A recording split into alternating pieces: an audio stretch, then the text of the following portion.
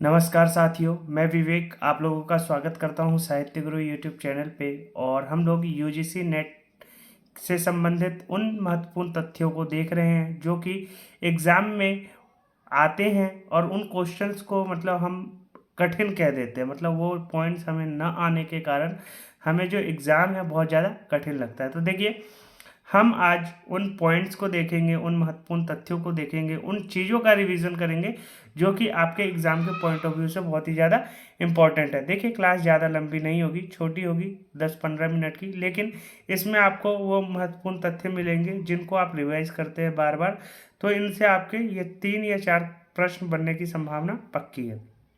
तो देखिए, विवेकी राय। विवेकी राय के बारे में आपने इनके रचनाओं को पढ़ा है। तो देखिए, विवेकी राय का जो जन्म है 1924 में हुआ है और 2016 में इनका देहांत हुआ है। अब देखते हैं इनके द्वारा लिखे गए निबंध।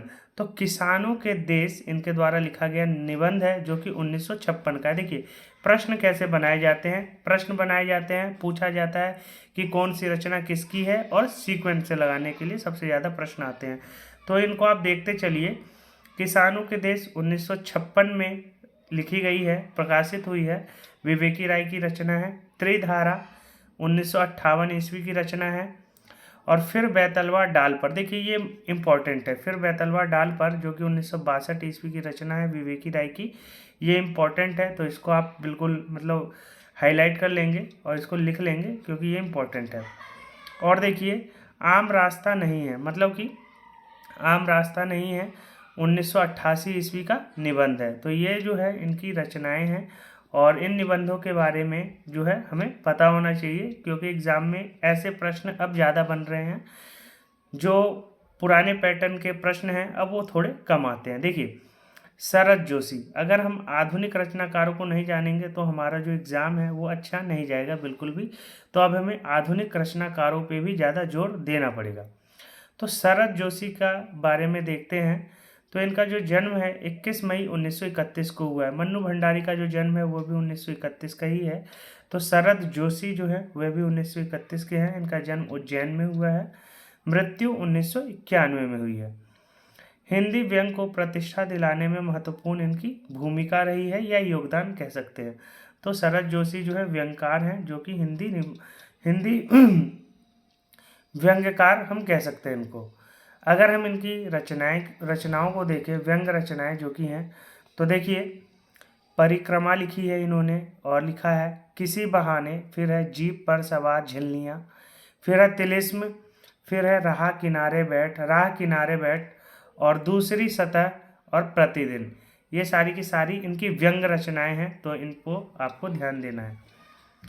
अब देखिए, शिव प्रसाद सिंह का जन्म 1928 में हुआ है और 1998 में ही इनका देहांत हो गया है। तो हिंदी के साहित्यकार माने जाते हैं। ठीक है, हिंदी के साहित्यकार, उन्हीं के बारे में हम पढ़ रहे हैं। तो देखिए, इनके मुख्य उपन्यासों को देखते हैं कि इनके मुख्य मुख्य उपन्यास कौन कौन से हैं। अलग अलग बैतरनी 1967 ईस्वी की है। गली आगे मुड़ती है 1974 ईस्वी की है। नीला चांद 1988 ईस्वी का है।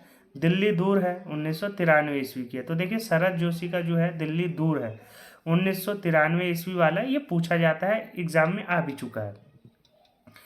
वर्ष 1990 में नीला चांद उपन्यास के लिए इन्हें डॉक्टर शिव प्रसाद सिंह को साहित्य अकादमी पुरस्कार से सम्मानित किया गया था। तो देखिए, पुरस्कार के बारे में भी पूछा जाता है कि किस रचनाकार को कब कौन सा पुरस्कार मिला था। तो इसको भी आप देखते चलिए कि इनको 1990 में साहित्य अकादमी पुरस्कार से सम्मानित किया गया है। ठीक है, नीला चांद के लिए। अब देखिए, रघुवीर सहाय की कौन कौन सी रचनाएं हैं। तो रघुवीर सहाय का जो जन्म है वह 1929 में हुआ है और 1990 में इनका देहांत हुआ है।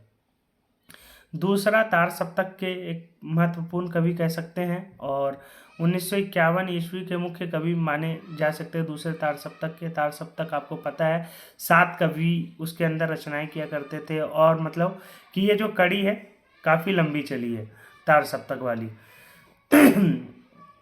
अगर हम रचनाएं देखें तो सीढ़ियों पर धूप में 1960 ईस्वी में रचना की है इन्होंने। आत्महत्या के विरुद्ध 1967 ईस्वी में रचना की है। हंसो हंसो जल्दी हंसो। देखिए ये महत्वपूर्ण रचना है इनकी, हंसो हंसो जल्दी हंसो 1975 ईस्वी वाली। कुछ पते कुछ चिट्ठियाँ 1989 ईस्वी की है। तो देखिए आधुनिक रचनाकारों में इन रचनाकारों से आजकल प्रश्न बन रहे हैं, और इन रचनाकारों के मतलब अगर हमें ये रचनाएं पता होंगी और इन सभी चीज़ों को अगर हमने ध्यान से पढ़ा होगा तो इनसे हमारे 2 या 3 प्रश्न बनेंगे, क्योंकि सीक्वेंस में लगाने के लिए आते हैं। मिलान वाले प्रश्न जो हैं इन्हीं से ज़्यादातर देखने को मिलते हैं। तो अब हमें जो सिलेबस है उसको भी पढ़ना है, और जो सिलेबस से रिलेटेड जितने भी रचनाकार हैं उनके रचनाओं को डेप्थ में पढ़ना पड़ेगा, क्योंकि उनसे ही आजकल प्रश्न ज़्यादा बन रहे हैं। अगर आपने PYQs को देखा होगा तो PYQs के पैटर्न को समझने की कोशिश कीजिए। ज़्यादातर जो आजकल सवाल हैं उसी तरह से बनाए जा रहे हैं। तो देखिए ज़्यादा लंबी वीडियो नहीं है, ये इतनी ही है, और मुझे आशा है कि आप इसको पढ़ेंगे और ये आपके लिए बहुत ही ज़्यादा उपयोगी होगा, क्योंकि इससे 2 या 3 प्रश्न आपको पक्का एग्ज़ाम में देखने को मिलेगा। तो आज के लिए इतना ही। बहुत बहुत धन्यवाद, आप लोग मेरे साथ जुड़े, बहुत बहुत धन्यवाद।